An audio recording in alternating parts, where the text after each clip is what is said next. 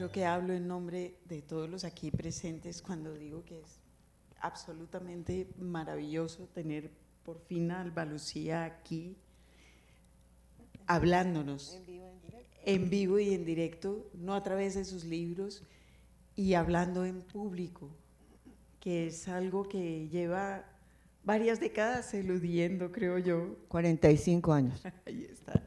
Entonces creo que es un privilegio y un honor. Alba Lucía, bienvenida a esta conversación.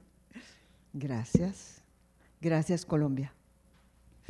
Empezamos ayer esta conversación muy profundamente y hoy, porque tenemos que escoger, hay 1.000.000 de temas que uno quisiera tratar con Alba Lucía Ángel, pero hay uno en especial que a mí me parece que es relevante y a mí me importa muchísimo, que es su trayectoria editorial y el camino de sus libros, el absurdamente difícil camino de sus libros, que corre paralelo a la absurdamente difícil vida que ha llevado usted.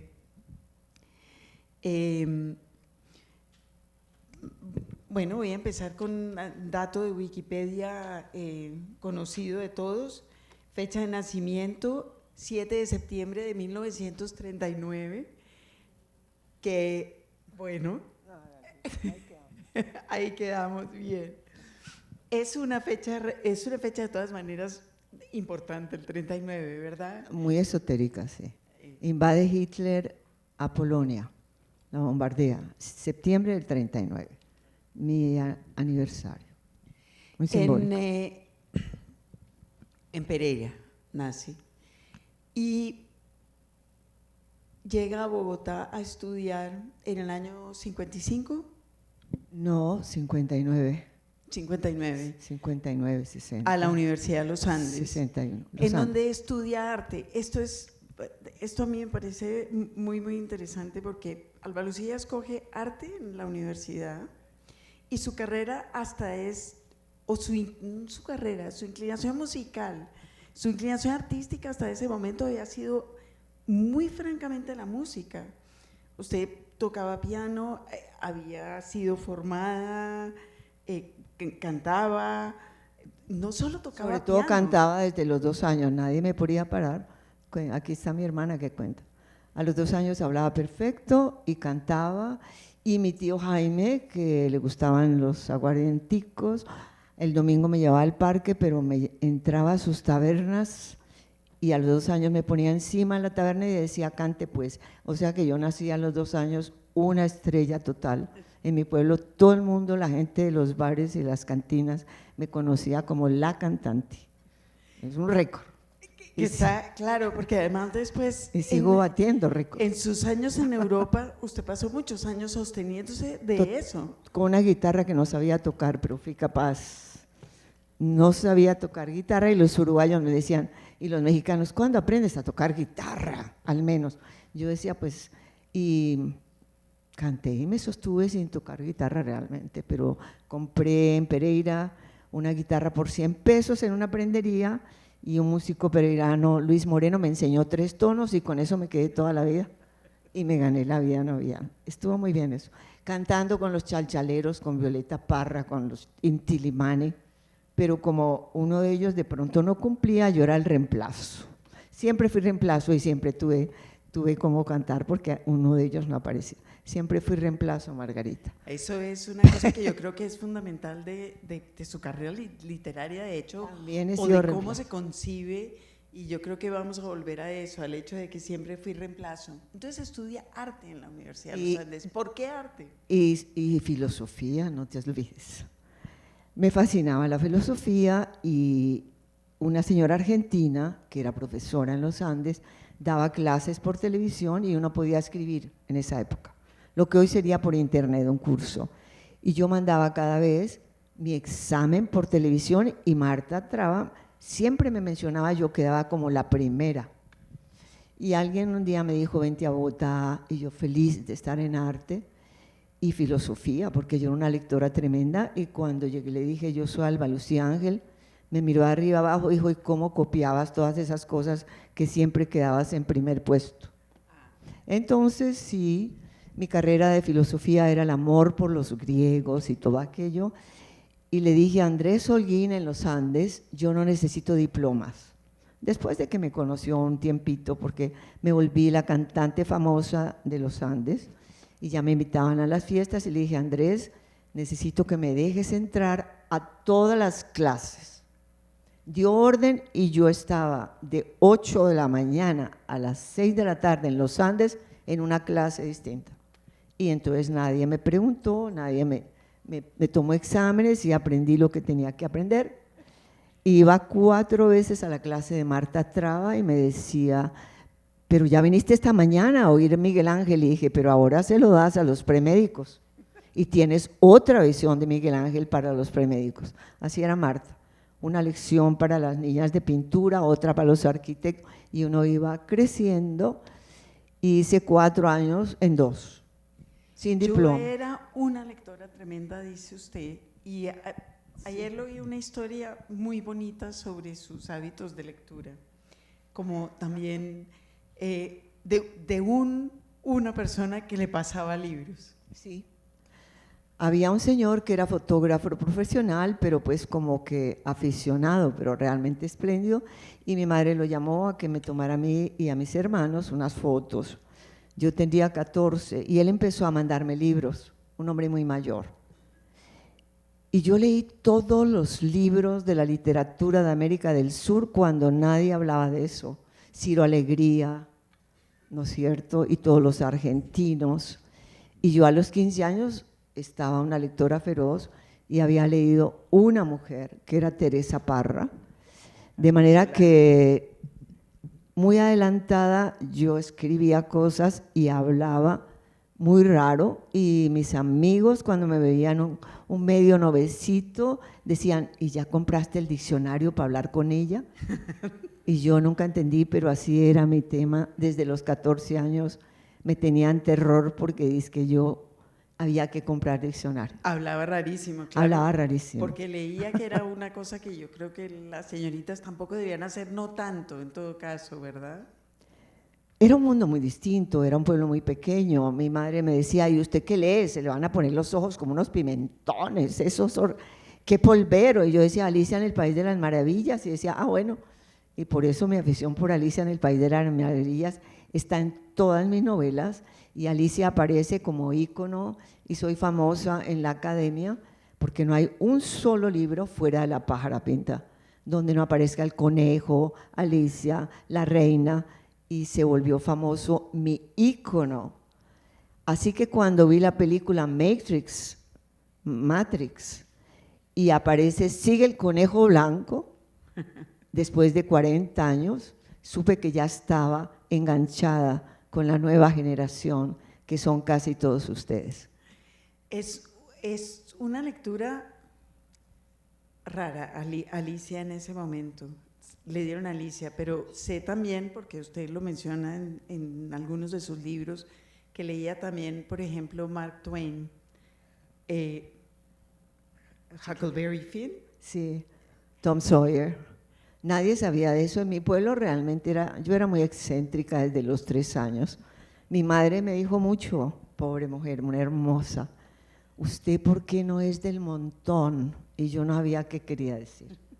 Y este hombre que me mandaba estos libros, ni en secreto ni abiertamente, mi madre lo que veía era que yo le pedí que si podía hacer unos estantes, y me dio un cuarto abandonado, se llamaba La Cueva, y ahí llegaban libros, y todos eran de este hombre.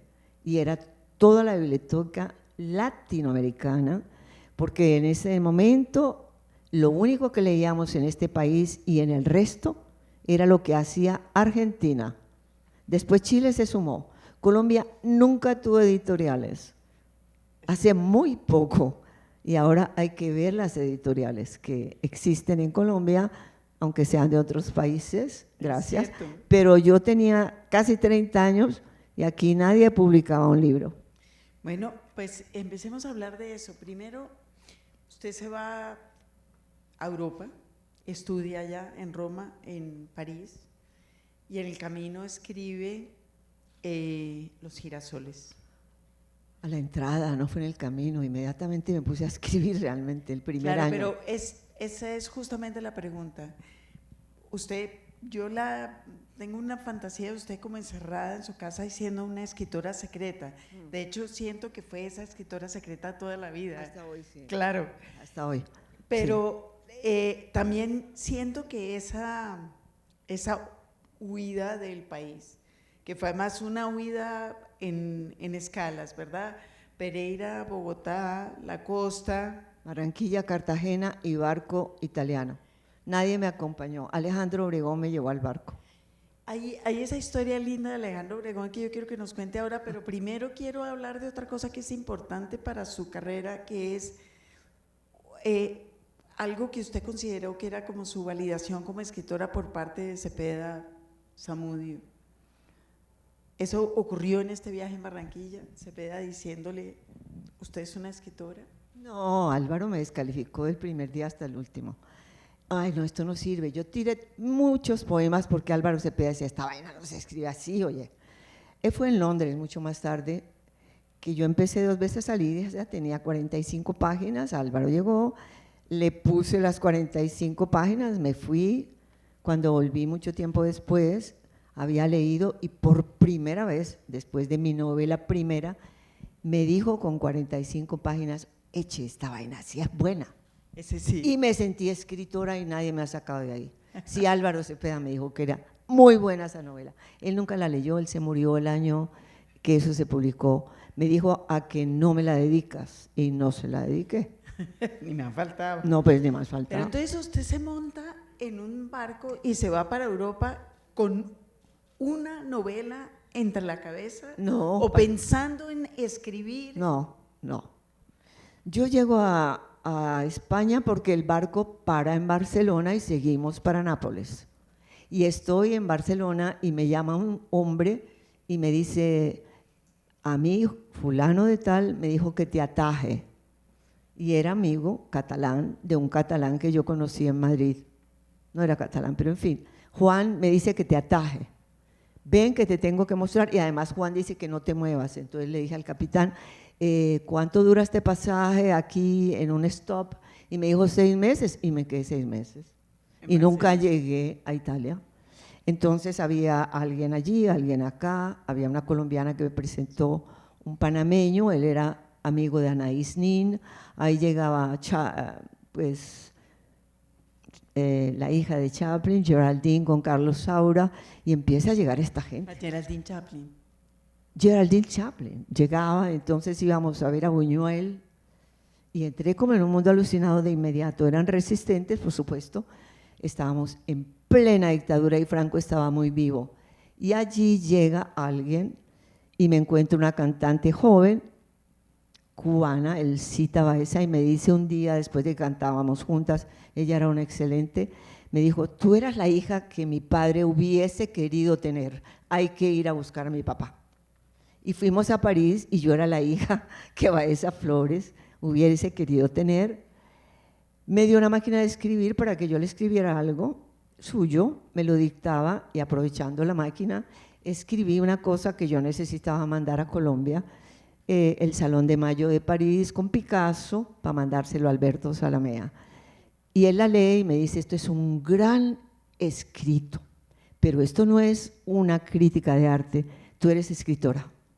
Vienes el sábado con unas cuartillas y escribes. Y le dije, ¿qué? ¿Una novela? Y le dije, ¿cómo? ¿Y cómo vas a escribir una novela? Dijo, ¿y no has leído tú? Le dije, pues mucho. Y dijo, pues así. No había escuela de creación literaria.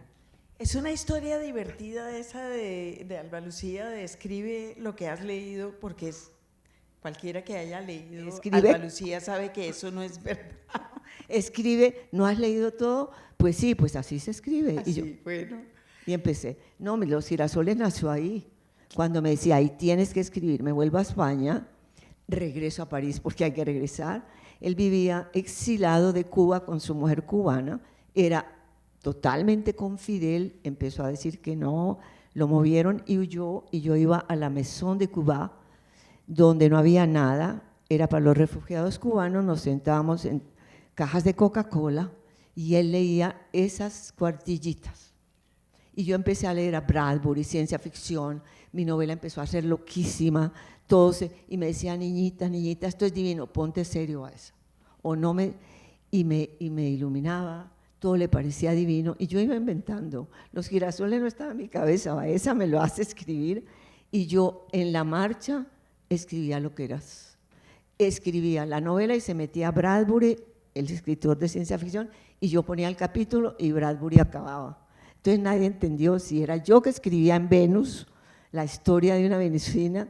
Eso fue muy loco, y Baeza me daba cuerda, y eso yo cantaba por las noches, y por las mañanas tenía que escribir, y un día aparecí en una cosa que se llamaba La Guitarra, a una andaluza que cantaba rancheras. La andaluza con la belga cantaban rancheras, importantísimas, y un día se fue la belga y yo quedé reemplazo, siempre he sido reemplazo. Entonces entramos a una cosa que se llamaba La Guitarra, una señora esa de familia de toreros, y yo era reemplazo, y de pronto le dice, muévete, a la andaluza, y me dijo, mañana tienes un trabajo. Y quedé reina a las 12 de la noche, me daba 3 veces más la plata, cantaba media hora y fui la cantante de La Guitarra. Y ella me veía llegar pálida, mortal a las 6, porque yo había escrito hasta las 6. Y esa señora me daba la tortilla, esta niñita no ha comido, ¿cómo va tu libro? Entonces me alimentaba, me daba plata para que yo cantara, y así pude escribir, porque la señora me daba de comer, a mí se me había olvidado que había que comer. Esa historia es esa historia. ¿Cuánto tiempo se gastó escribiendo Girasoles?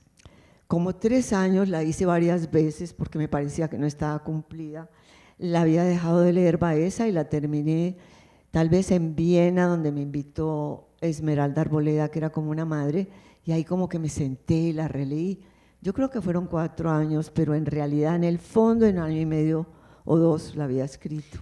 Y yo tengo una pregunta respecto de ese escribir y reescribir, que es que usted dice muy alegremente, claro, era una novela loquísima y yo iba metiendo cosas, pero después la escribió y la reescribió, no. Y sigue siendo una novela sorprendente en cada página.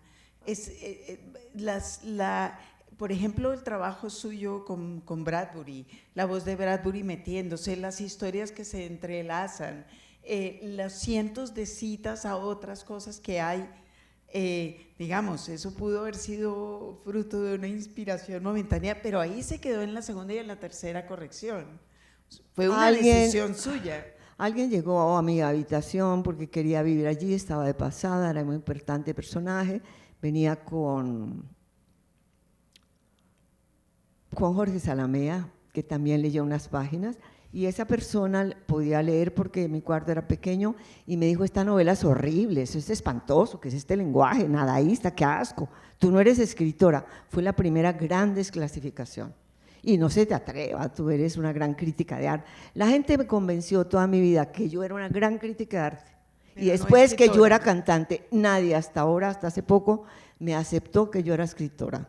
Es más, yo dije, yo nací cantando, yo soy crítica de arte, he hecho 14 años por el mundo, estudia y voy a ser escritora. No sé si todavía, pero fue la lucha de que yo no era eso. Yo no era. No, Sin embargo, al final de ese periplo, usted mandó su novela y quiero detenerme ahí, porque fue como el primero de, claro, vista retrospectivamente, el primer gran golpe, y tuvo que haber sido un gran golpe, el premio ESO.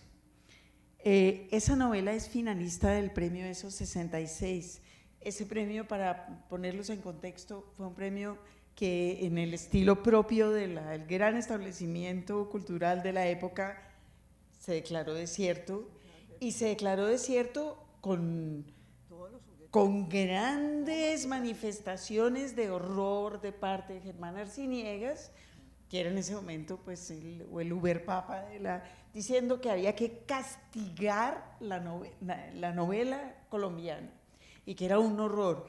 Este fue un premio en el cual Alba Lucía fue finalista, y estaba Germán Arciniegas diciendo por encima, es decir, la novela colombiana no vale nada, esto es un horror, en el momento en el que evidentemente la novela colombiana está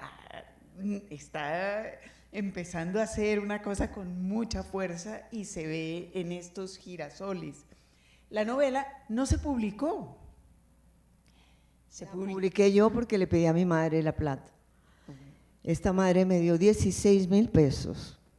Nos conseguimos un hombre de mi pueblo que trabajaba en Bogotá y se la entregué a Belisario, que era editor, distribuidor, con Fabio Lozano Simonelli. Me pidió en Tercer Mundo Editores. En Tercer Mundo, me había pedido 26.000 pesos, mi madre me da 16, lo hacemos. Luciano Jaramillo hace la tapa, diseña, y Luis Caballero me regala esa maravillosa portada. Fue el primer Luis Caballero. Y se la di a Belisario, pues entonces, para que la distribuyera. 5 años después me devolvió todos los ejemplares. No se vendió nada. ¿No lo vendieron ellos? No, yo regalé 200 libros a Gonzalo Arango para que los tirara a la jura y el resto se desaparecieron. Bueno, esa es la historia. Hay una cosa que a mí me parece que es bueno, su mamá pone la plata para imprimir esa novela, que ya también es decir, porque ya en ese momento sabemos que usted va huyendo de allá, Pereira, y también hay una historia que leí de un tío que había encontrado los rimeros de las novelas y las había quemado. ¿Es eso cierto? Sí, sí, alguien quemó las novelas todas. Me encontré hace pocos años con una persona en New Jersey, en Newark, y me dijo, yo quemé tus libros. Eran pilas y pilas, pues eran como 1.000, pues 200 que le di a Gonzalo, y se quemaron todos. Sí, en pila sagrada y rezada y todo lo demás. Sí. No quedó nada, 2 veces Alicia. Eso me enteré como 15 años después, pero él sí me lo confirmó. Bradbury ya estaba en su cabeza. Ah, no, el Bradbury. Fahrenheit 451. Después de eso, usted se devuelve a Europa y aparece 2 veces Alicia, que es una novela, si se quiere, es decir, es una vuelta de tuerca sobre la anterior. Si Girasoles es, como usted escribe, una novela muy loca, en 2 veces Alicia, es decir, hay una escritura, hay un ánimo explícito en cada página de romper la forma de escribir que veníamos heredando desde el siglo XIX. Es una novela, pero como golpeadora, muy impresionante esa. Pues es justo en el momento que llega Álvaro, le doy 40 páginas que tengo ahí en frío y en directo, y él me dice, esta vaina sí es buena, y es loquísima. Sí. Y yo digo, me sentí escritora, Álvaro se va, y yo la escribía porque pasaban cosas por ahí. Estaba en Londres, estamos hablando de los años 68, 67, llegaron unos niñitos de pelo largo así, cantaban en una cosita chiquitica, el marquí, y se llamaban los Beatles, y íbamos a una cosita así, como esto, y nos embaretábamos y veíamos unos niñitos que se llaman los Beatles, y cuando uno está ahí, nace ahí, y está en el sitio exacto, calcule, y esa era la novela. Lo que pasaba, yo lo escribía, y me iba para el parque y aparecía el gato, porque eran 100 años de Alicia, y todas las vitrinas de Londres estaban con la Alicia, con el sombrerero loco, todas las vitrinas, y uno contagiado, y era mi ícono de pequeña. Hicieron una cosa en televisión, Alicia esquizofrénica, terrible, era divino, y me contagié. Entonces, en vez de Bradbury, se me metía Alicia en la novela. Alicia, pero esta novela está llena de citas de todas partes. Estoy pensando, por ejemplo, en un momento dado, que eso ya me pareció, Hello Dolly. Hay una loca que canta Hello Dolly. Hello Dolly, hello Dolly. Y ahí aparece. Pues es que era el evento de mi vida y yo escribía. Yo no sabía que eso era una novela. Pero hay dos temas que a mí me parece que son muy importantes en esa novela, vistos desde ahora, que es y estoy pensando otra vez en Colombia, pero eso era cierto de toda América Latina y de gran parte pues España ni hablar. Usted habla en esa novela abierta, explícitamente y encubiertamente de drogas. La gente a su alrededor, como dice usted, se emparetaba, hay descripciones de un par de viajes.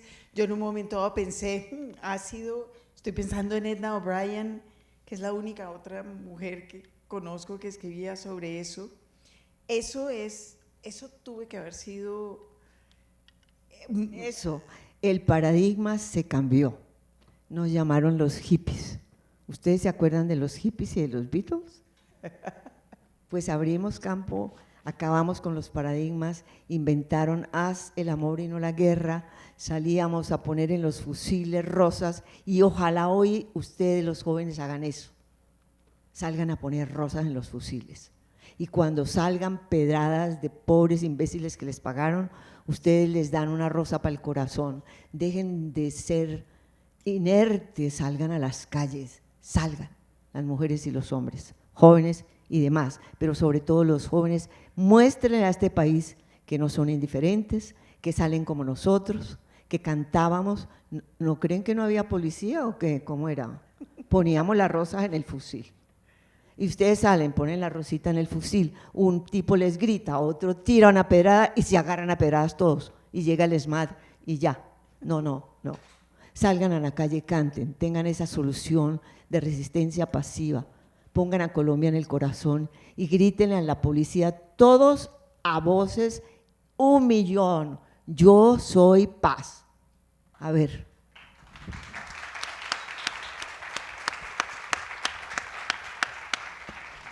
Ajo. Hay otro tema que usted aborda en esta novela de 2 veces Alicia, que por supuesto apela directamente a la gente joven de hoy en un tema que ha sido muy complicado de tragar para las generaciones anteriores, que es la indefinición del género. Estamos viendo que los jóvenes de hoy se resisten a ser clasificados como ellos o ellas, no quieren ser educados o criados o considerados socialmente como alguien con un género establecido, y eso es algo que está ahí claramente en 2 veces Alicia. Porque tienen todo el derecho, porque nacimos andróginos y nos ponen en un rol. Hoy en día es sabido, incluso por la ciencia, y se nota en las calles, que los niños son femeninos y las niñas son masculinas. ¿Por qué? Porque hay un gen que se revirtió y hay una polaridad femenina y otra masculina. Desde muchos años atrás, y Jung, el gran psicólogo que le dijo a Freud, gracias Señor, yo no me puedo casar con usted, y era su gran discípulo, hablaba del ánimos y el ánima. Todos nacimos con las 2 polaridades. Nos ponen la batica rosada o la camisita azul. Yo me acuerdo que era un sacrilegio ver un niño con una camisa rosada. No sé quién hay de mi generación, a ver. Entonces luego va cambiando, las polaridades de una manera genética hoy en día están revertidas. Yo insisto, me demoré 20 años para que un científico en un pueblo donde yo vivía me oyó hablar ahí, en un barcito, en un café donde yo voy y conversaba. Me dijo, ¿usted cómo sabe eso? Era un hombre mayor. ¿Usted es científica? Le dije, no, yo soy loca, lo que pasa es que pues hay que decirle a la gente. Y después de que le dije, dijo, sabe que tiene toda la razón, y usted cómo ha descubierto. El tipo creía que yo era descubridora. Le dije, no le digo que soy loca, y me dijo, pero es que tiene toda la razón. Y me habló con esa palabra polaridades. Todas estas niñas de hoy son masculinas en su polaridad, y no me digan que los hombres no son femeninos en su polaridad. Vinieron a acabar con este machismo. Son niños sensibles, no femeninos, con el alma femenina de la sensibilidad en el corazón. No pueden ser machos, y las niñas están así, porque necesitamos reivindicarnos. Las amazonas, toda esa historia. Yo siempre dije que era andrógina, bueno, nadie entendió la palabra por fortuna tenían que buscar diccionario en mi pueblo y creo que nadie fue al diccionario a ver qué era esa palabra. Pero tienen toda la razón, es un ánima, un ánimos, es una sensación genética, hoy en día va más allá. Y mi libro último ni te lo imaginas. Bueno. Esa es la transmisión de qué es femenino, qué es masculino y por qué tenemos, pues porque las mujeres paren. Los hombres hubieran querido y quieren parir, pero pues les tocó como que es muy largo, pero reivindico desde 2 veces Alicia, en el 70 esa androginia, y no conocía a Jung tampoco. 2 veces Alicia es publicado por Barral. Sí. Eso sí. no es poco decir otra vez, 5 años después de que Arciniegas dijera públicamente que en Colombia no había novelistas y que había que castigar la novela colombiana, Barral, que en ese momento es, digamos, el prescriptor más importante en lengua castellana, dice, oh, 2 veces Alicia. No, es muy lindo. No, nunca me leyó, lo mandé y 8 meses después no lo había leído. Se lo mandé de Italia. Y llegué después de 8 meses a Barcelona y dijo, ¿quién? Perdón. Entonces dije, no, una novelita que llegó hace 8 meses, 2 veces. Ah, me dice la secretaria, bueno, dice Carlos que ya te dirá. Y el lunes me llaman, oye, que aparezcas. Y yo llego y Carlos Barral, me acuerdo de ese hombre, personaje, era como un capitán de barco, y de ahí viene Macrol en Gaviero. Y dice, Monse trae el contrato, yo casi me desmayo, físicamente casi me desmayo. Y le dije, ¿y por qué? Dijo, me dio una gripa espantosa 2 días y me tuve que leer su novela. Traiga ese contrato, que es la mejor escritora con mayúscula. Yo no pude hablar, yo me quedé muda, el hombre me dio lo que le dio la gana, yo no pude hablar nunca más. Carlos Barral era parte de Seix Barral, su padre era el gran editor con el señor Seix. Leyó la novela porque le dio una gripa espantosa y porque Fortuna, antes de que le diera la gripa, yo lo había llamado, el tipo dijo, bueno, leamos esto. Y me volvió la escritora. Mario Vargas Llosa y Alba Lucía. No, yo después de eso nada más. Entonces se quebró. No, por supuesto, no vendió. 2 veces Alicia, habría que decirlo ahora, no se consiguen. No, pues es que nunca la vendieron aquí. El único libro que se ha vendido aquí es La pájara pinta. Gloria Sea hizo 100.000 copias y luego 2 ediciones piratas. Hablemos de La pájara pinta, que es lo que sigue en el camino. Después de 2 veces Alicia, no, vienen los cuentos. Usted tuvo un accidente en España brutal. Me morí, sí, y volví. Y La pájara pinta viene después de eso. Yo estoy muriéndome cuando escribo La pájara pinta. Ahí está. La pájara pinta es una novela también muy compleja, con una estructura complejísima, pero es una novela que no se parece mucho a las otras 2. Ahí hay otro tipo de trabajo, de percepción de la escritura. Yo me hice a la tarea de que tenía que contar mi historia personal y hablar de mí. Como dice Ortega, yo y mis circunstancias. Y hablar de mí era hablar de todo lo que me rodeaba. Y no pudo salir ni El Conejo, ni La Reina Roja, ni Alicia, por ninguna parte.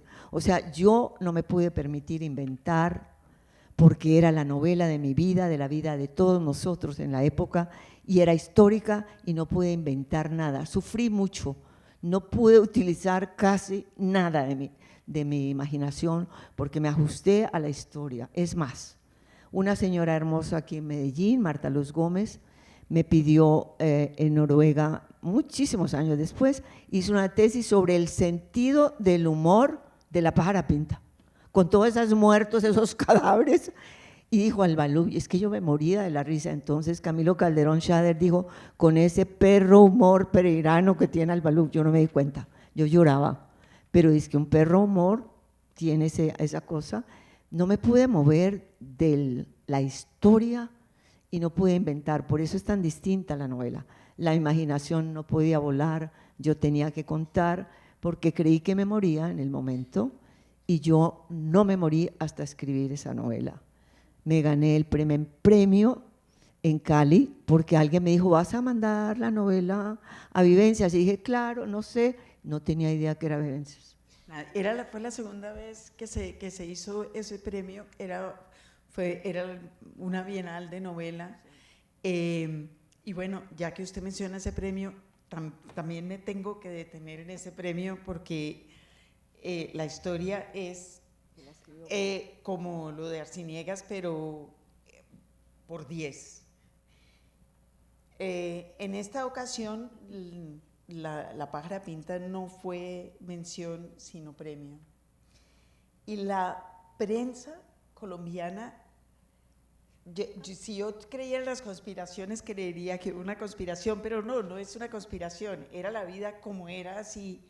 Se lanzó masivamente a la destrucción del personaje. Pero con una sevicia sensacional. Unos titulares fabulosos en El Tiempo, en el Espectro, pero así a 10 columnas. Desvirolada es la más Desvirolada de Pereira gana premio. Gana premio. Cantante rancheras gana Bienal. Sí. Una mujer se gana el premio, según sus amigos es inteligente, y seguía. Sí, pero fue una cosa verdaderamente… No fue una cosa. Es decir, ahí eso no es, digamos, no es chistoso. Yo entiendo que uno se suba en la idea de, bueno, está bien, si usted quiere… No, en el yo momento soy loca, no era pero para nada. Pero fue brutal, es que fue… Era en El Tiempo, y en El Espectador y en el periódico de Cali más importante. Gloria Valencia de Castaño me llamó, sabía que yo estaba en Colombia y me dijo, Albalú, no puedo resistir los insultos, ven que te voy a hacer un programa. Y me hizo un programa. Insultos. Y lo que decía debajo. Sí. La comidilla, el cotilleo por debajo de la prensa también era idéntico. En tono que creo que las mujeres escritoras ya conocen y saben que es usual, que esto es como plagiado, copió a alguien. Dijeron que lo había escrito el Gao. Hubo gente que dijeron… Hubo uno de los jurados, que fue mi profesor en los Andes, que dijo, eso lo escribió el Gao. Sí. Bueno, además de otras cosas. Eso lo tuvo que haber escrito alguien más. Que Gabo le había dicho a Mutis, a Álvaro Mutis, que era, dale el premio al Balú, que entonces salió en los periódicos. Sí. Y hace 2 años en Cali, uno de los jurados volvió a repetir a gritos, porque cuando me lo presentaron, yo no lo conocía a un poeta, me dijo, este es fulano, era uno de los jurados que había hablado, decimos, hace 40 años, y cuando me dio la mano no se la di y le dije, sigo más loca que antes, maestro, y me eché para atrás. Y empezó a dar gritos y volvió a repetir en público que yo era no sé qué, que me había pasado, que el premio… Oiga, hace 3 años lo volvió a gritar. ¿No le parece genial en que público? No nos acordemos del nombre del señor? No me acuerdo, de cuyo nombre no quiero acordarme. Yo no sé quién era y tampoco lo voy a buscar. Y yo no lo conozco. Y entonces volvió a gritar y Álvaro Gabo le mandó, y volvió el cuento hace 3 años igualito como antes en Cali, a gritos. Sí. Entonces, no se ha acabado la historia. No, pero no. Claro que no. Entonces tenemos en este momento 3 novelas publicadas, una que fue finalista del premio ESO, con, digamos que usted no ha tenido el aparato de detracción más grande en la historia de la literatura. Gracias, creo que me gané el premio, yo creo que ¿verdad? No hay, o sea, campeona. Una segunda novela publicada por Barral que se ha hecho muchos esfuerzos para… Sin embargo, esta novela es interesante, circuló, Alba Lucía dice que no se vendió y seguramente no se vendió, pero circuló en círculo de lectores. Ustedes, colombianos, todos saben que a nosotros nos enseñó a leer el círculo de lectores. No, lo que pasa es que había un amigo argentino que me quería mucho, escritor Alberto Custé, y trabajaba en círculo de lectores, y sabía que no tenían un libro para ese mes, que había uno y que eran 2. Entonces aprovechó y cuando dijeron en mesa de redacción, no hay, dijo y era 2 veces Alicia. Y yo corrí con Mario Vargas Llosa, Pantaleón y las visitadoras, fuimos récord. Pues claro, con Mario. Y entonces me conoció la gente porque el libro del mes era Mario Vargas Llosa, Pantaleón y 2 veces Alicia. No, me llamó la gente, felicitamos, batimos récord. Para mí, pues, caída de las estrellas. Y eso fue 2 veces Alicia, fue un libro que batió récords y aquí no se ha conocido. No, para nada. Después de ahí… viene, yo tengo en mi registro que Gloria y Marcesible es de después. No, Gloria y Marcesible. Gloria y Marcesible fueron colitas de las alas de la pájara, volví a Colombia, tuve que estar 9 meses más y recorrí mucho el país y salió Gloria y Marcesible como cuentos, eran pedazos. Vi personalmente a la gente. Mi hermana tenía una colona, una mujer que era colona, una mujer sanadora, y me dijo, aquí está fulanita, ella habla de cosas muy raras. Hablé con esa viejecita divina y me contó la huelga de Cali de lo que llamábamos Colombina. El país creyó que eran 2 meses, fueron 9, y esa mujer había estado con su hijito que le llevaba de comer allá en esa huelga y me contó los muertos que había habido dentro. El horror, y el país nunca se enteró. y yo puse Colombina, la golosina de verdad. Y cuando ya había terminado el cuento, que se lo iba a dedicar a una señora de Cali muy importante, me dijo, eso parece un western, recortada. Y así terminó el cuento, eso parece un western, recortada. Y cuento la verdad absoluta de lo que entonces en un cuento, y empiezo a recorrer el país y voy al Chocó, y son historias absurdas. Los cuentos también son muy locos, son muy inventados, es una manera de contar cuentos que hasta ahora no he visto a nadie porque eran así.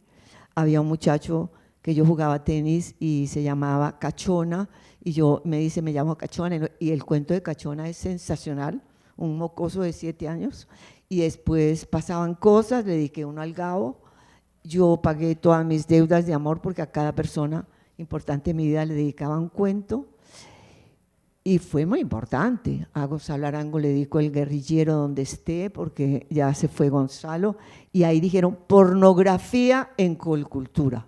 Lo publicó ahí, a eso Gloria iba yo, sea. Lo publicó Colcultura. No, Gloria sea, Colcultura no, Gloria. Se le pararon a Gloria a decirle que eso no lo podía publicar y lo publicó. Entonces dijeron pornografía en Colcultura y echaron a Gloria sea de Colcultura.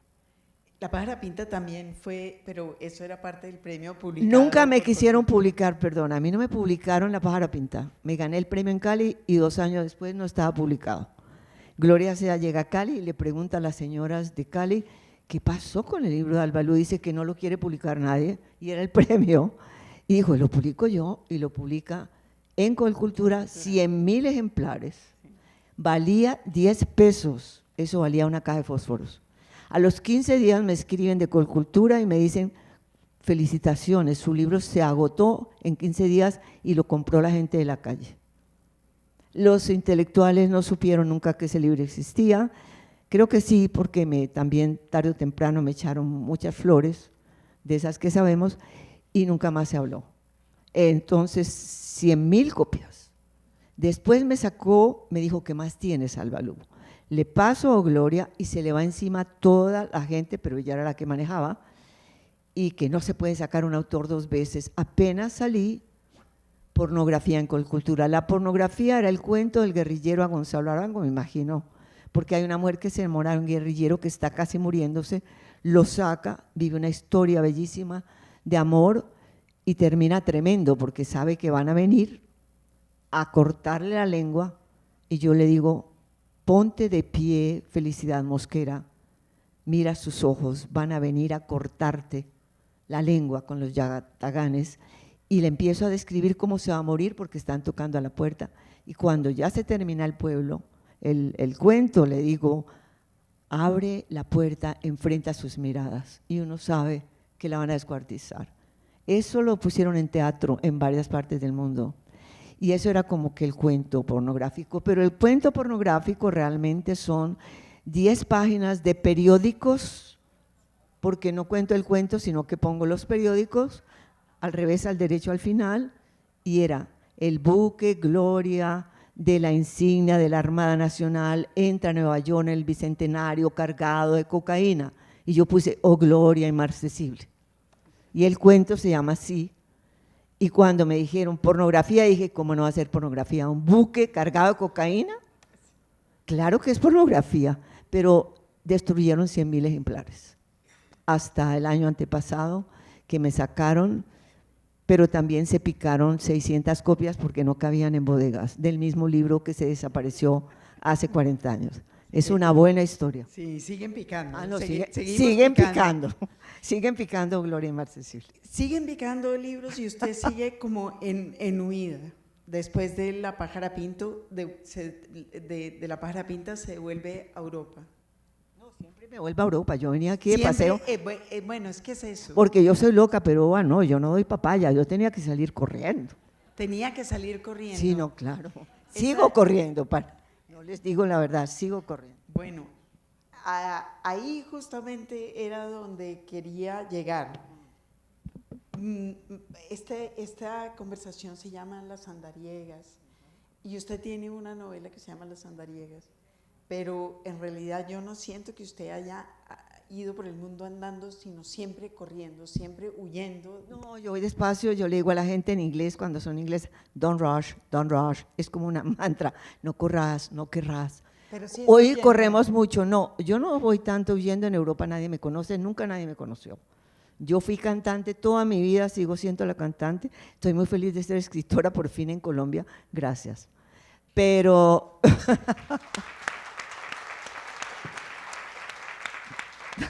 yo escribí un libro fundamental en mi vida, para mí es mi obra, es Misia Señora. Vamos a ese. Ahí en el 82 y en el 84 yo no he leído Misia Señora. Y ahí No, sí. nadie la ha leído, gracias, no eres la Bueno, única. Bueno, pero es que eso Que no ya salió nunca. es genial eso. ¿Yo le cuento el cuento o no? Dele, por favor, pero es que quería que usted lo ligara con Barral. Entonces arranque. Son 2 novelas en 2 años. Misia Señora y Las Andariegas, que son 4 o 5 años después de La Pájara Pinta, y que también acaban en brazos de Barral, que acaba de abrir. A Barral lo votaron de su sello, como todo el mundo sabe, por incompetente. No, porque votó por Pepe Donoso con el obsceno pájaro de la noche y le dijeron que no, que Pepe Donoso con ese libro, y dijo renunció, y se le fue al papá y armó Barral Editores. Si a él sí lo votaron porque quería votar por Pepe Donoso. Pues Barral abrió en Argos Vergara un No, sello lo llamó Argos Vergara y le dijo, por favor, necesitamos un sello literario. un sello literario de prestigio, porque ya estaban para abajo, Argos Vergara. Sí. Y el que hacía la colección Fenice de prestigio era Carlos. Era él. Entonces, y allá fue a templar usted. no, yo terminé Misia Señora en Cadaqués y yo le dije a una amiga francesa que trabajaba en Argos Vergara. Ya me habían rechazado 10 editoriales y yo no podía más. Y me dijo, Carlos llegó a hacernos una colección, y salí volando para de Carlos. Y era muy grande el manuscrito y el hombre leía y leía y leía. Yo temblaba, sin gripa, y de pronto me dijo, Albalú, no te me pierdas que me temo que te voy a hacer famosa. Y era Misia Señora, se publicó y lanzaron ese libro. Nunca había lanzado yo un libro así en grande, fue por toda España, y Carlos Barral en el momento dice, se acabaron los editores, quedan casas editoriales, estamos hablando del 82, y un muchacho joven que hoy en día se volvió pues el famoso crítico y mucha academia, decía Luis Suñén, este es un libro de la mujer para la mujer, desde la mujer, que ningún hombre debe dejar de leer, y así se vendió. Ana María Mosch escribió el antipanfleto femenino, me volví famosísima en el mundo, fue impresionante, pero pues allá. Y se quebró la editorial también, pero él me dijo, rápido, tenemos que hacer otro, y eran Las Andariegas, que lo había hecho en 2 años en Londres, la acababa de tener y salió al otro día, primera vez en mi existencia, y fue muy hermoso. Le pedí a Lucy Tejada unos dibujos y es mi último libro hasta entonces. Tengo 15 más, pero nadie los publicó. Entonces Las Andariegas… Me parece que ahí ya ganaron, la conspiración ganó después de Las Andariegas, ¿verdad? Sí, totalmente, claro. Pero le voy a advertir, Misia Señora es un libro que cuando Carlos me dice te voy a hacer famosa, y lo hace. En España me mandaron a llamar de las universidades. Un señor en Madrid, en el Ateneo, era el que presentaba y me dijo, señora, yo estuve en Colombia 20 años, soy académico de la lengua y usted me mandó al diccionario muchas veces porque creí que esas palabras no existían, pero quiero decirle que sí existen. Gracias. Ah, no, pues yo sin habla, y después otro dijo, yo soy el marido de Carmen Laforet, que es la primera que se gana el gran premio, la primera mujer, usted va a ser una escritora increíble, olvídese, a usted no le van a dar flores, porque yo ya leí este libro y esto es tremendo. Me lo dijo en el año 82. Y muchos escritores importantes estaban allí. Yo me sentí muy extraña en estas aguas de navegar en la academia, en señores tan importantes. Me acomodé, pero me vine a Colombia y Carlos me dijo, el libro lo mandé a Colombia hace 1 año y no pasó. Entonces voy donde un señor que me da la dirección y le digo, Carlos Barral dice que si no va a mandar el libro a ninguna parte, que si lo va a sacar. El hombre tiene un armario enorme, lo abre y dice, ¿esto? Me decía, señora, me decía, señora, me decía, sí, eso, dijo, esa señora no nos interesa. Pluf. Y le dije, bueno, pues me los da todos porque me los tengo que mandar a España. Y dijo, sí, ¿y usted quién es? Y dije, me decía, señora. Entonces me dijo, ¿usted es amigo de Gloria Sea? Fírmeme un libro que yo se lo llevo. Y dijo, no, Gloria ya hace 2 años tiene el libro, gracias, y me fui. Me llamó como 6 meses después. Era una editorial muy importante y me dijo, ¿quiere venir? Le vamos a lanzar el libro. Esto es una primicia. Y fui. Y le dije a Gloria Sea, tiene que ir porque le va a hacer un homenaje. Ya la habían sacado del gobierno y de todo, y Belisario acababa de entrar de presidente. Entonces fui y estaba todo el M19 de público. María Elvira Bonilla había leído el libro, me tenía que presentar, se tragó la lengua, no literariamente, pero se la tragó y no fue capaz de hablar. Y el tipo dice, bueno, entonces vamos a un coctelito. Y dije, no, yo voy a hablar. Y le hablé 20 minutos al M19 sobre las mujeres. Como dicen aquí en coloquial, les dije hasta de qué se iban a morir. Que porque las mujeres y cómo que les hacían los sándwiches, se les vendían y les tenían los hijos y esos tipos, y de repente se fue hundiendo María Elvira Bonilla y se hundió todo el mundo y yo seguí con el cuento. Cuando dijeron, presidente a bordo, y era Belisario Betancur que ha venido solo con un edecán manejando en un carrito 4 latas. Hacía 8 días era presidente. Primero protocolo, hablé con él, Gloria se voló, no quería ver a Belisario y le dije, y usted, en fin, una cosa personal, usted qué hace ahí, que si se puede, le dije, ¿se puede qué? Y al final le dije que mi Dios lo coja confesado. Y luego se tiran esos tipos, todos los M's, y yo tengo muchas fotos, los recorté a todos, porque me quedé Belisario y yo y todos esos M's, no sé quién el otro, y me dice Belisario de repente, camina para Palacio y hablemos con esta gente. Le dije yo, no, pues que mi Dios lo coja confesado, yo no voy a hablar con gente que hace tiros desde por… No, Pájara, vení, vamos. Eso quedó en la historia, ahora se los cuento por primera vez en mi vida. Yo no asistí al primer momento en que Belisario habló con el M19, porque vi no sé qué. Yo hubiera ido a esa reunión del primer encuentro de Belisario. No fui. Y pasó lo que pasó. Después me encontré gente del M19, un amigo, el otro aquí, se me montaban todos, llegaban a Londres, me los mandaban amiga, todos los M's que iban. Y uno me dijo, Carlos Pizarro nos hacía leer obligatoriamente La pájara pinta en las trincheras. Esa es la historia de mi señora. Cuando hablé con el M, presentó el tipo, la presenté yo a la misia señora, nunca salió a la calle, nunca. Eso jamás salió. Después de eso, bueno, hay escritura y escritura y escritura y ya nada de publicación. No, nunca. Tengo 40 libros sin publicar. Son cuadernos, 28 cuadernos que pueden ser unas 800 páginas, un poco más. Tengo 3 obras de teatro, tengo una trilogía inédita que pueden ser 1200. La trilogía, la última, es de hace 10 años. Pero hubo una puertecita. Tengo poesía. Una puertecita, una chiquitita puertecita que fue la academia. Que en este caso tenemos que decir son los buenos de esta historia. Porque en un momento en el cual exitosamente, me parece a mí, se había logrado, digamos, correr un tupido velo sobre su existencia. Muy linda frase. Correr un tupido velo sobre la existencia. Tomada del obsceno pájaro de la noche. Tomada del obsceno pájaro de la noche. Alguien la llama de la academia gringa, una muchacha boliviana. Chilena. Y le dice, yo la he leído. Y de pronto empieza usted una carrera alternativa muy extraña, muy, muy extraña, en la academia. Entonces tenemos a una Alba Lucía, que es una cantante famosa, a una escritora colombiana inexistente, que no existe, y a una escritora colombiana que es, digamos, una de las figuras más relevantes en estudios de género, en estudios culturales, en estudios literarios en Estados Unidos y en el mundo en general, pero sobre todo en Estados Unidos. Sí.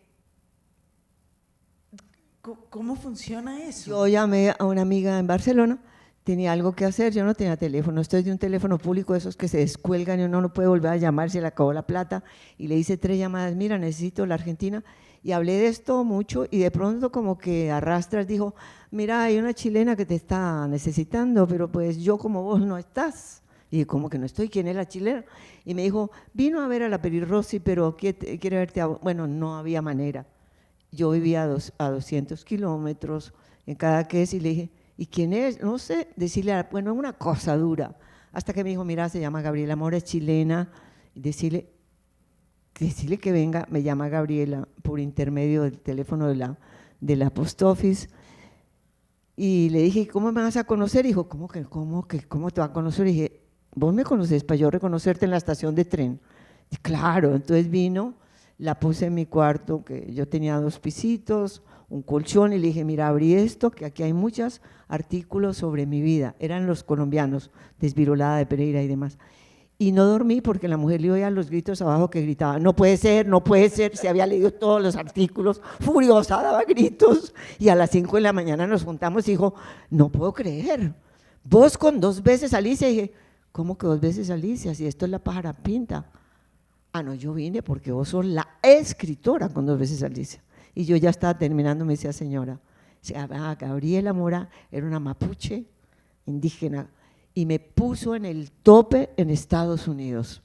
Salí en todas las revistas literarias latinoamericanas, gringas, en Iberoamérica, sobre 2 veces. Tesis, y empezaron a salir tesis de maestría y tesis de doctorado. Antes de los 60 ya era materia de tesis en Estados Unidos. Era materia de tesis que una muchacha me dijo en Berkeley, no, en Princeton. Mira, sos número 1 en la academia como mujer escritora latinoamericana. Sos el tope de la lista y no por orden alfabético. Y 20 años después me dijo, seguiste en el primer puesto y no es por orden alfabético. Debra Castillo, sí. Entonces me empezaron a llamar de la academia. Yo me desaparecí 20 años, nadie supo dónde estaba yo. Aquí hay un primo mío que me fue a buscar así 3 veces y nadie me conocía. Y este hombre decía así, pero se llama Albalú. Yo no era ni Albalú, ni se supo que yo era colombiana y además yo no hablaba. Yo estuve 2 años sin hablar. Entonces yo tenía una franja aquí, yo era otra persona y nadie me descubrió nunca.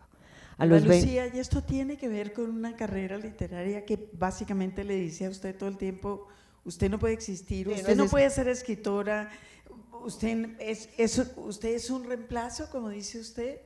Al final eso tuvo que haber cobrado. No, para nada. ¿Cómo va a cobrar si yo sabía quién era yo? Álvaro Cepeda me dijo, eres una escritora. Jorge Salamea me dijo, niñita. Los girasoles no me gustó mucho. Y dice Jorge, además me lo escribió, Salamea Borda. ¿Ustedes saben quién es Jorge Salamea? Nadie habla de él en Colombia hace 50 años. Poco.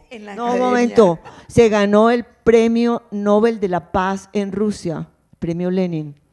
Él escribió una poesía ignorada y olvidada. No, a Jorge Salamea no se le ha dado el mérito que merece en este país, ni antes ni después de su muerte. Quiero hacer esa nota. Me parece muy bien que qué vergüenza. Esta sesión qué vergüenza. De desagravio con usted. Y a Gonzalo Arango tampoco. Qué vergüenza. A Gonzalo Arango también lo quiero desagraviar. Sí. El profeta. Maldito. Qué vergüenza. Espero que los jóvenes puedan saber bien a fondo quién fue Jorge Salamea, el gran Burundá ha muerto, eran los dictadores. La canción de las escalinatas es un poema como de 50 páginas, eso es épico. Cállenlo, ahora lo sacan porque ya hay que sacar, la universidad está sacando, lo sacó la Universidad de los Andes porque le compraron los derechos, en fin. Pero es una vergüenza que no hayan sacado a Gonzalo Arango nunca porque era el loco, el nadaísta. Léanlo a Gonzalo Arango hoy, para que entiendan, un mensaje de un visionario, de un profeta, con un arrastre y con un idioma. Bueno, hago ese paréntesis, estoy avergonzada de que no se le dé a mí los premios póstumos, y los premios a los 90 años me ofenden. Le acaban de dar a Ida Vitale, una mujer extraordinaria, a los 90 años le empezaron a dar, tiene 95, está viva, y ya le dieron todos los premios que se ganó Elena Poniatowska, todos, porque a Elena le dieron los premios, y Elena me decía, pero está Monsiváis, oye, está Carlos Fuentes, se va a morir Carlos Fuentes, Elena. Oye, pero es que está, pues Paz también se muere, Elena. Eso hace 30 años. Se murió Paz, se murió Monsiváis, se murió Carlos, se murieron todos. Y entonces sí le dieron los premios a Elena Poniatowska, a los 85. Y ahora a los 95 le están dando todos los premios, porque ¿quién da más? Porque con el Me Too la gente está como un poquito asustada y hay que darle premio a las mujeres, a ver, para que se callen. Y Ida Vitale a los 95 le empezaron a dar premios, a mí me ofende. Señoras, que haya mujeres en el canon. Señoras y señores, me ofende. Y que a Doris Lessing le dieran a los 86 años el Nobel de la Paz, perdón, de literatura. Sudafricana, fue el gran motor de las mujeres, con un libro que se llama El Cuaderno Dorado, etcétera, Simone de Beauvoir. Viene la prensa en Londres, Doris Lessing viene al supermercado con sus talegas de plástico y dice, ajá, ¿qué pasa? Y le dicen, señora, se ganó el premio Nobel, qué honor. Y coge sus talegos y dice, yo estaba esperando hace 30 años eso, ¿sabe? Estoy afanadita porque voy a hacer la comida, y les cerró la puerta. No, es ofensivo. Entonces, vienen estos premios, empiezan a pasar, pasa el rey que ha de pasar, y ahora las mujeres les dan esos premios. Con mucho gusto, pues porque no hay lista para hombres, todos se murieron. Bueno.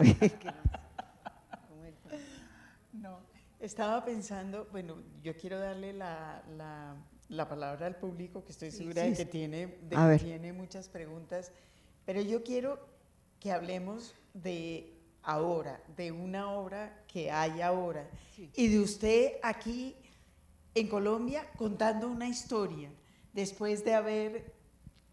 Pues, sobrevivido. Sí, después de haber sobrevivido. Sí, es mucho cuento, estoy viva y coleando, y a muchos no les gusta tanto todavía. Yo escribí una trilogía de 1200 páginas, está viva, me dieron una plata a mis amigas de la academia y sacamos 100 copias, me dieron 50, se llama Yo sabía que tenía que salir en el 2002 y así fue, se sacaron 100 copias, yo repartí 50 al aire a mi gente del mundo y se llama Tierra de Nadie. Con las andariegas hay unas mujeres que vienen de las galaxias, cuentan lo que están viendo, no saben nada y cuentan la historia a otras voces. Están viendo y son las pirámides de Egipto, pasan por Grecia y son las Olimpiadas, van a la isla de Lesbos y es Safo, poeta, en fin, pasan por el mundo, llegan a España y Teresa de Ávila saca brujas de los ríos. Las brujas era que si no sabían nadar, pero para ellas eran brujas, si se ahogaban. Entonces, todo un cuento ve partir las caravanas de Colón, las carabelas, y esas son las andariegas. Y acaban en un país donde se caen 2 torres, se desmoronan. Hay alguien de ellas, son 5 andariegas, y dice, eso era una ciudad, hay una estatua como con una corona y una antorcha en el piso, y esta mujer dice, esta era mi abuela de la bisabuela, me acuerdo, decía que esta ciudad se llamaba, y nunca se acuerda, era como el oro negro que había en ese momento, nunca se acordó.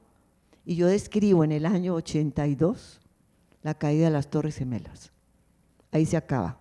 Ellas transitan por el mundo desde las pirámides de Egipto hasta las Torres Gemelas en New York, hay unas cosas de ciencia ficción, y la gente me empezó a decir en la academia, vuélvenos a traer las andariegas, vuélvenos a… Entonces, Tierra de Nadie son las andariegas que regresan y ya la historia es muy alta. Yo ya tengo muchos años más, esa parte esotérica interna ya ha crecido mucho y ese libro existe en una copia que es la que yo tengo, y luego eso nace una cosa que se llama No hay mariposas en el bosque. Yo vengo a Colombia y pasa lo del cartucho con el misil que mandó las FARC, que hizo pluf, pero mató a la gente del Cartucho y al palacio le tumbó una cornisa. Entonces yo hablo la matanza de la gente del Cartucho. Me toca Bojayá y me cuento con unos niños ya muy alados, muy extraños. Estoy en Villala, iba, hay festival de cometas, festival de no sé qué, de lucecitas, todos drogados. Yo hablo con ellos y me empiezan a hablar en un idioma y de una forma y se arma, no hay mariposas en el bosque. Vuelve a ser Colombia, la patria de miseria, que decía Algao, y esa novela es estremecedora, yo sé. Hace 30 años la volví a leer y me estremecí. Eran esos muchachos al pie de la letra. Sí hay un poco de sentido del humor y puedo armar otras cosas. Y ¿Ha ahí, sido humor pereirano? el perro humor pereirano, decía un amigo. Luego viene El regreso a la montaña, es mi autobiografía. Cuento lo que no conté jamás, no se va a saber bastante por qué ni qué es, pero por fin hablo de mí y todo está ahí. Y eso hace 10 años lo terminé, lo he ofrecido a todas partes y no he tenido respuesta. Una última pregunta, ¿no hay manera de huir de Colombia, Alba Lucía? ¿No hay manera de qué? ¿De huir de Colombia? No, yo nunca he huido de Colombia. Cuando Nélida Piñón me dijo, una brasilera que es muy importante y se volvió mucho y fue mi primer personaje, porque yo tengo un libro que se llama De vuelta al silencio. Fui de México a Buenos Aires a hablar con 30 mujeres. Hice entrevistas que hoy si las leen se van a asustar, de la visión de las mujeres en esa época. Me dice alguien en España muy conocido, mira, Elena Valenzuela y Luisa Poniatowska. Dije, no, Elena Poniatowska y Luisa Valenzuela. No sabían quién era nadie. Hoy en día son Elena Poniatowska y demás, y Luisa Valenzuela Argentina. Mira, ese libro realmente, De vuelta del silencio, 20 mujeres, las dejé en 20, es alucinante, está en silencio. Y me ofrecieron las mujeres en Chile y en todas partes que me van a publicarla, leían la entrada que yo hice de 20 páginas y yo me cortaba la cabeza. Yo bajaba del podio a Octavio Paz, a Mario Vargas Llosa, a Carlos Fuentes. Les decía, ¿cómo así? Y apenas leían eso decían, uy, ni riesgos. Está en silencio, De vuelta al silencio. Es alucinante. Las escritoras hoy famosas, nadie las conocía, dicen las cosas futuristas más increíbles. Ese es mi mejor libro, el libro en que hablan las mujeres. Mujeres que ya murieron, 5, se tuvieron que morir. Una venezolana, la mujer de Octavio Paz, en fin. Estoy pendiente de que el libro de las mujeres de entonces, que son las visionarias en esas entrevistas, aquí hay 3, una de ellas, a mucho honor, se llama Olga Elena Matei. Para mí es una de las grandes. Olga Elena estaba muy joven, hay que ver lo que dijo. Yo saludo a Olga Elena con mi corazón. De manera que fíjese que no he podido publicar uno de los grandes libros porque son 20 mujeres que no tenían voz, ahora la tienen, ya les dieron premios como el Príncipe de Asturias y como el Cervantes, a Elena Poniatowska, pero tienen casi 90 años. ¿No les digo? Hay que esperar casi 100 años y salir de la tumba. Hay una mujer que se llama María Luisa Bombal, escribió una novela que se llama La Amortajada y era una mujer que después de muerta empezó a hablar. Entonces yo hablo en mi entrada de vuelta al silencio de esas mujeres que se callaron y se murieron calladas. Cuando vine ahora y me dijeron, ¡ay, qué maravilla! Dije, vea, yo estoy amortajada, pero muerta no. Y no me voy a morir callada. No, yo nunca me callé. Lo que pasa es que yo nunca hablé. Ahora estoy hablando hasta por los ojos porque hay que decirlo todo en vivo, en directo, para que no inventen cuentos ni chismes. Gracias por oír. Yo quería…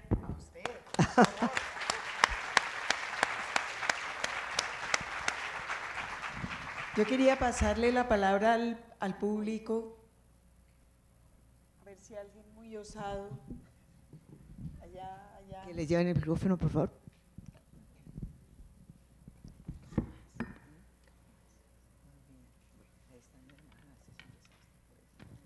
Hola, maestra, gusto.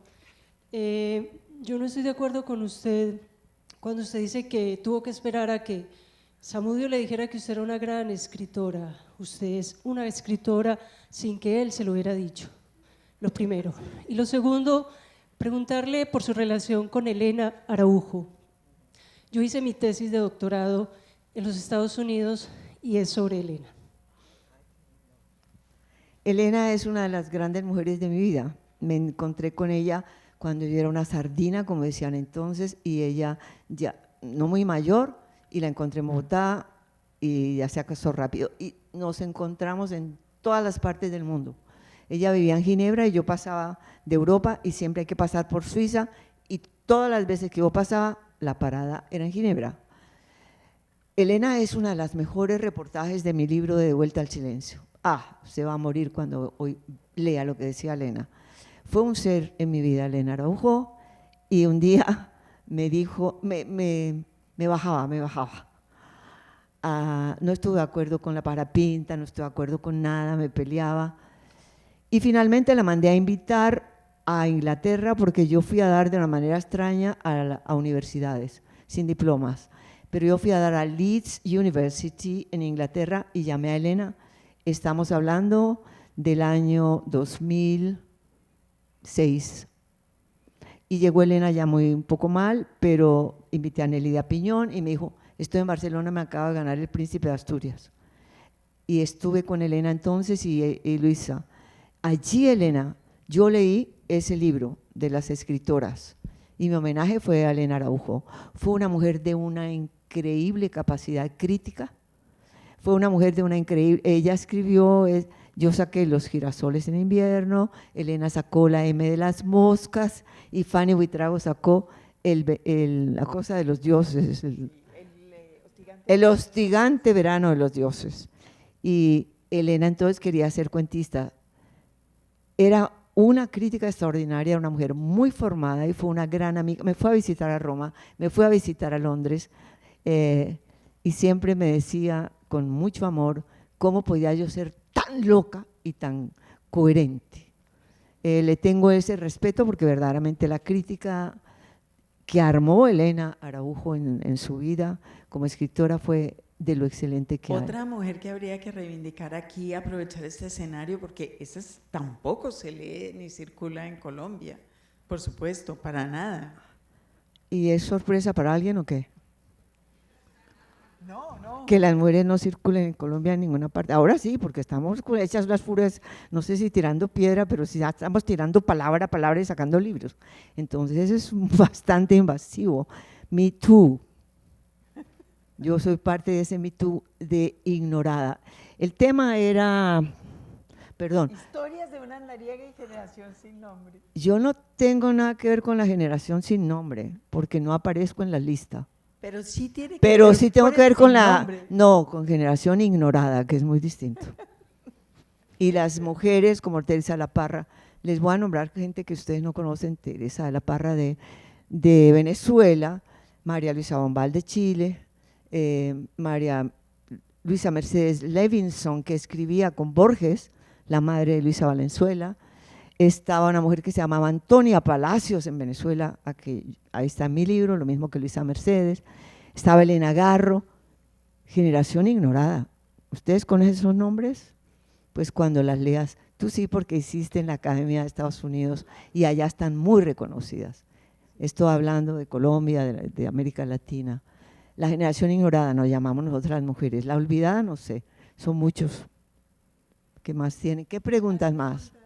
Dígame allá.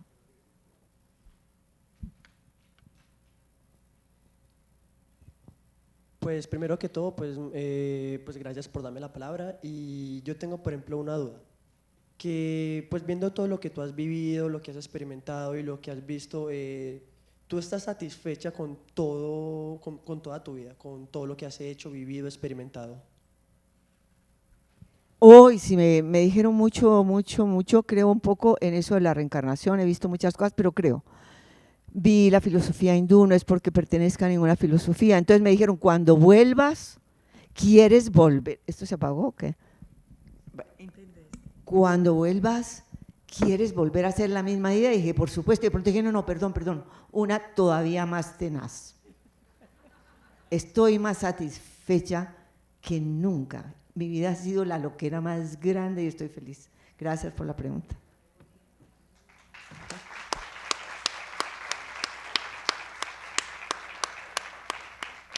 ¿Cerramos? Les agradecemos. Gracias a todos. Sí, eso siempre dicen. Oye, ¿y no trajiste la guitarra? ¿Usted no oyó cómo acabo de cantar? Un aplauso.